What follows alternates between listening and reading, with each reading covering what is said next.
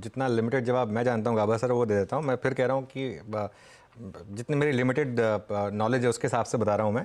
देखिए एफआईएस, गाबा सर का सवाल था कि एफआईएस ट्रेडर हो गए हैं।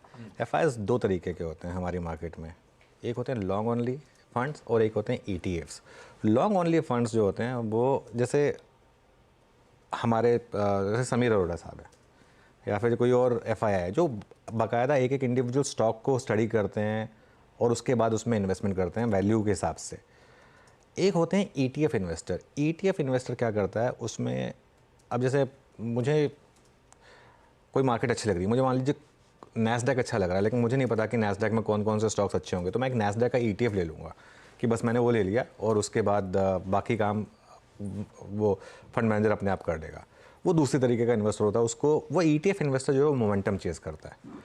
तो इस वजह से जो ऑफ लेट वॉलेटिलिटी बढ़ी है वो इसलिए बढ़ी है कि ईटीएफ इन्वेस्टिंग बहुत ज़्यादा बढ़ गई है, पैसिव इन्वेस्टिंग जो है वो बहुत ज़्यादा बढ़ गई है। रोज़ रोज़ ये डिसाइफर करना टफ होगा कि कितना लॉन्ग ओनली पैसा है, कितना ईटीएफ का पैसा है, तो इसके लिए। लेकिन ये बात गाबा सर सही है कि काफ़ी ट्रेडिंग वॉल्यूम्स बढ़े हैं एफआईएस की तरफ से भी और उनका एफएनओ में भी काफ़ी वॉल्यूम बढ़ा है।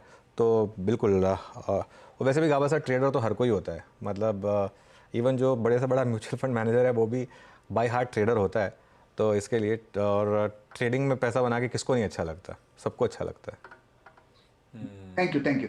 मैं आपकी कमेंट्री बहुत ध्यान से सुनता हूं, तो मुझे इसका अंदाजा ये आ गया कि नॉर्मली ईटीएफ में ट्रेडिंग करते होंगे, जब जो मार्केट बढ़ जाता है तो पील ऑफ करते होंगे प्रॉफिट, शायद पॉसिबली ऐसा मेरा एक ये मेरा शक था, आपने क्लैरिफाई कर दिया। थैंक यू, शुक्रिया। तो गौरांग भी पूछ रहे थे, आपने सवाल पूछा था एफआईआई को हिंदी में क्या बोलते हैं?